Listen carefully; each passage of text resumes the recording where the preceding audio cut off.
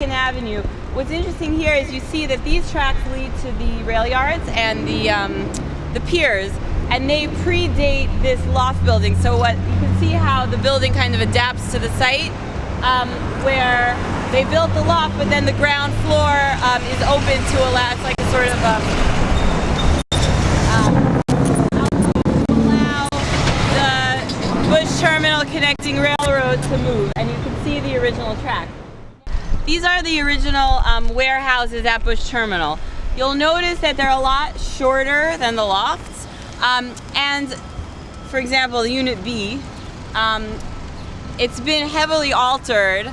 Originally, they would have looked a lot like that warehouse at the water, which looks like the warehouses we saw in Brooklyn, in Red Hook. And you see the little stars on the facade. And you see how above each window you can just make out sort of this arched brick. They were filled in, but those stars were originally, remember, the tie rods for the cross beams in the building. So these were originally, these date to the late 19th, like 1895, 96 or so. They're the first buildings that Bush built on the site, and they reflect that kind of 19th century technology, that building technology. And I think that, you know, Bush Terminal, you really kind of see everything. We go from the 19th century to 20th century concrete, and those warehouses that will pass are concrete, reinforced concrete, and they date to, let me give you the date, 1907, 1910. So within the span of 15 years, we're going from old, you know, masonry buildings, 3-story tall, to these enormous reinforced concrete factories, right? And you see how the piers, just beyond is the water, so the piers, the cargo would come in and be put in the warehouses for temporary warehousing. As we keep walking, I want you to look on the right side. You'll see the rail yards. So they're not really used for much now, but you'll see that there are still some trains there. You can see the old rail cars, and that's where the Bush Terminal rail yards were. I also want to point out that Bush himself was not much of a modernist. He doesn't seem to have particularly liked modern architecture. And if you look at, we'll pass also this kind of little 3-story administration house that's built in kind of like a Flemish revival, cute little style. And then also, if you know now you can go also on the Facebook album, there's the Bush Tower by Helmley and Corbett from 1916. It's on 42nd Street and it's still there. It's a kind of like Gothic revival skyscraper. So again, he's very traditional. He used that tower as space for a showroom for his tenants. So if you had a tenant, for example, from Michigan, who wanted to set up a showroom in New York but didn't want to, you know, spend the money to open a storefront, they could use space in the Bush Tower.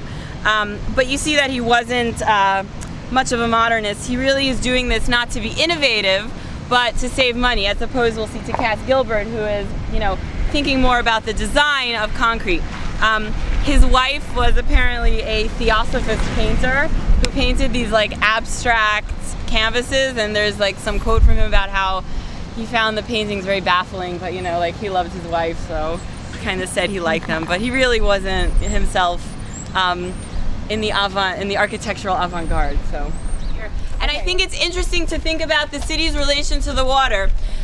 Here, we're not interested in the shoreline. Just someone tell me if I'm gonna like that. We're not interested in the city.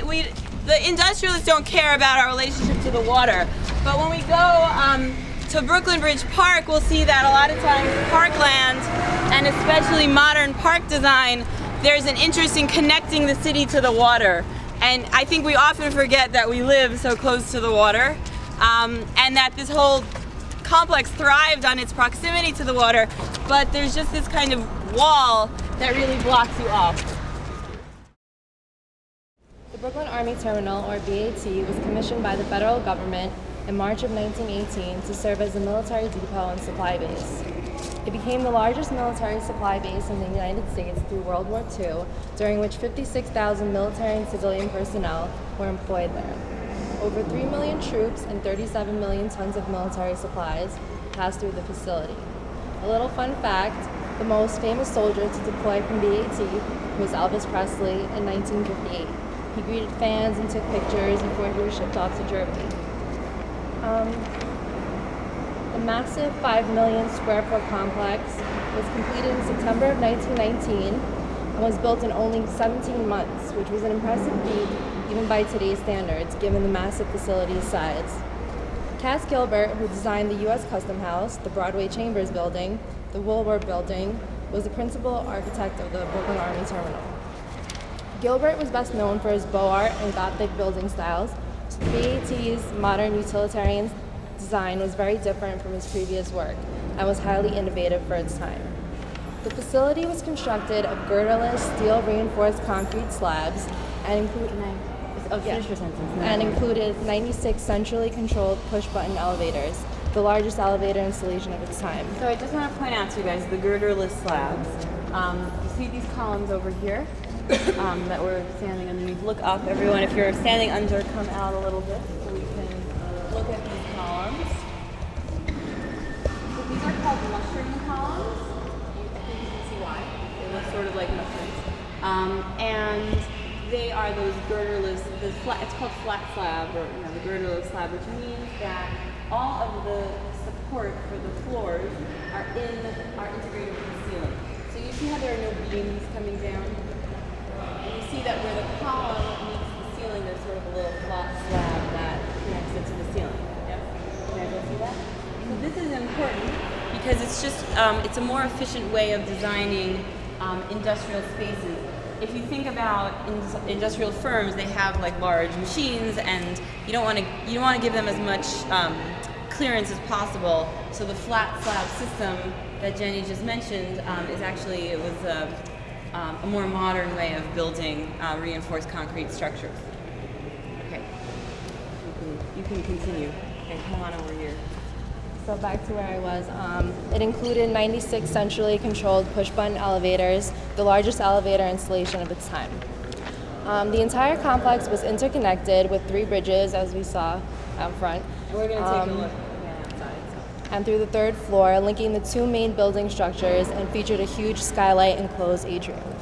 In the article that we read for this week, Industrial Architecture and Concrete, Cass Gilbert states that there is something very fine about a gray massive building, all one color, all one tone, yet modified by the sunlight or shadow to pearly gray of wonderful delicacy. It was this sort of thing I sought to achieve in the Army Supply Base in Brooklyn. If it has in any respect been successful as a work of architecture, it is because of its manifest simplicity.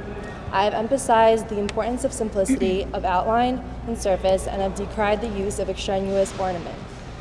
This structure has been recognized by modern architects all over the world for its powerful aesthetic and highly functional form.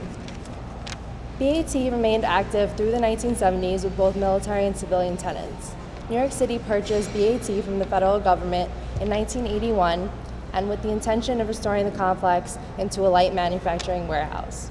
Today, after millions of dollars in renovation, BAT is fully functioning commercial and industrial space that houses dozens of corporate tenants in a wide range of industries.